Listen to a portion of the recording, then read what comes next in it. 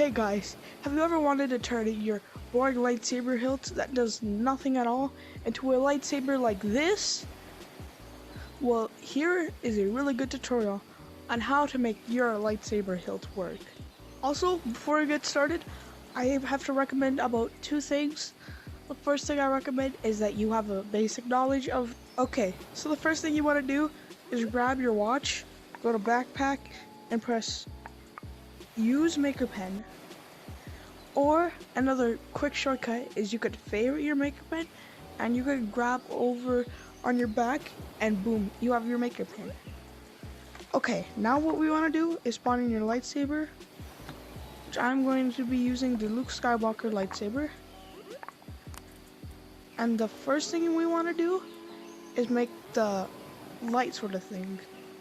So what we're going to do is grab either a cylinder or a pipe or whatever you want to use. It doesn't matter, but I recommend pipes. So what we're going to do is make sure we have grid snapping on, and putting position snap to 5 and rotation snap to 90. So we're just going to move this around to make sure we can fit the lightsaber thing in. And if it doesn't fit in, just turn off your snapping and then go in here and make sure that you snap it to where you can't see it at all. So now what we're gonna do is we're gonna, as you see, our lightsaber is in our hilt. Now we're gonna scale manipulate it on the x-axis, I think. Yeah, the x-axis, and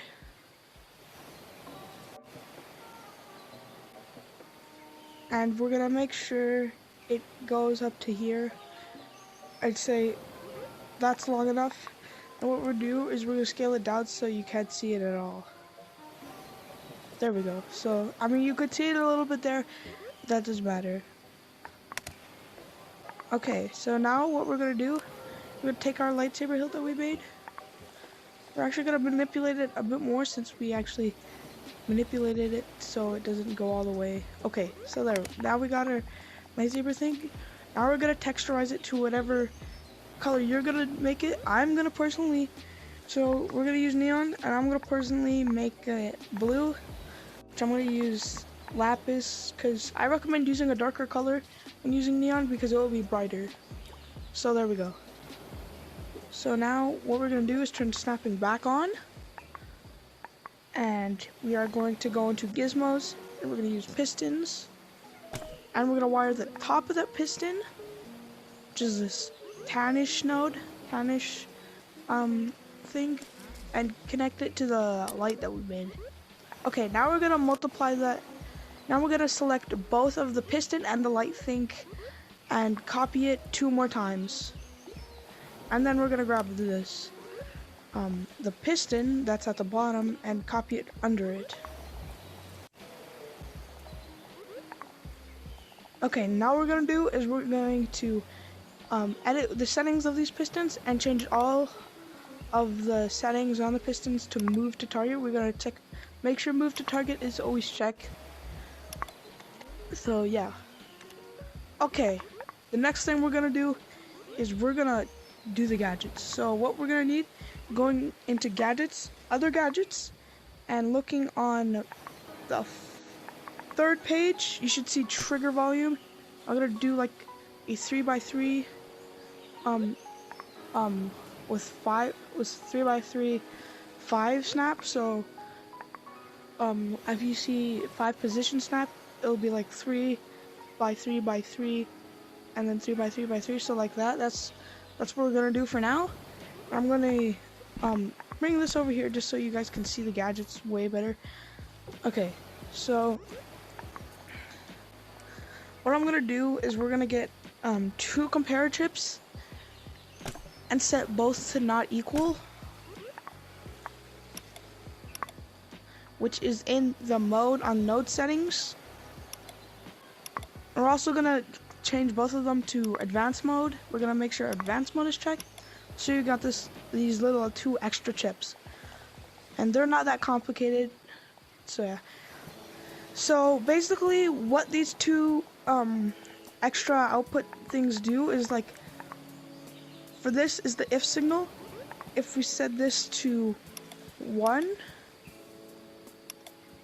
and we set this to 2, then if we go in here it's 2, but then when we do this, when we do this, it's at 1, but then when we let go it's 2. So that's what we're gonna do. Okay, so now we're gonna now what we're gonna do is we're going to change this, set this to 1 and set this to -1. And now we're gonna go up here and set this to the if signal to 35 and the else signal to -35. Okay, so now we're gonna need a combinator chip, 2 of them, and we're gonna connect on the outputs of the compare chip like this. So there. Now we're gonna connect our thing to the trigger volume. So we're gonna connect the left side on the -1 and -1 on the input to the green output chip on the trigger volume, and then we're gonna do also the left side on the other one, on the other comparator chip to the green one too. So like this.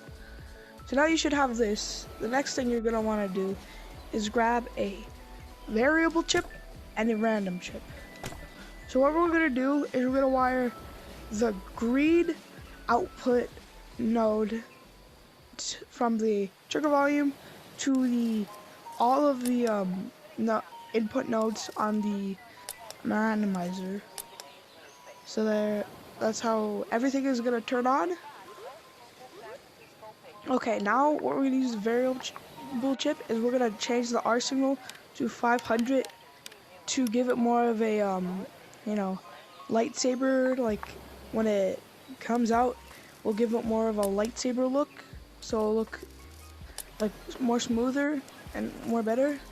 So we're gonna change that, and we're gonna put the R signal to all of the green nodons on the pistons. So it'll be like that.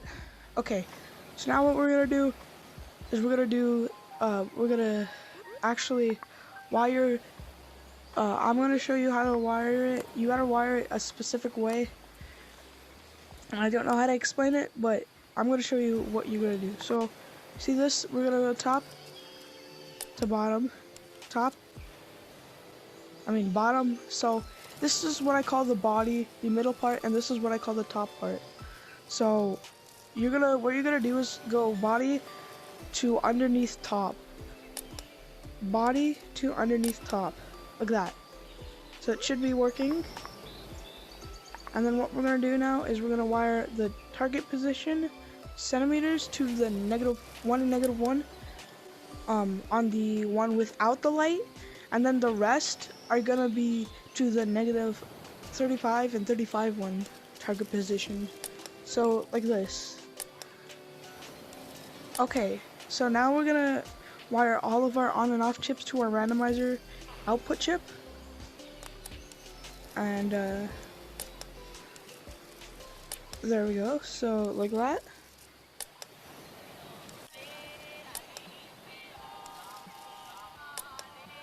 Okay, so there we go. So what we're now gonna do is we're gonna move this all down. So you should be able to move this down. And oh wait, okay, then next one. So we're gonna move all the pistons except for the bottom one, this one, into each other. Okay, so it might be really hard to get used to, but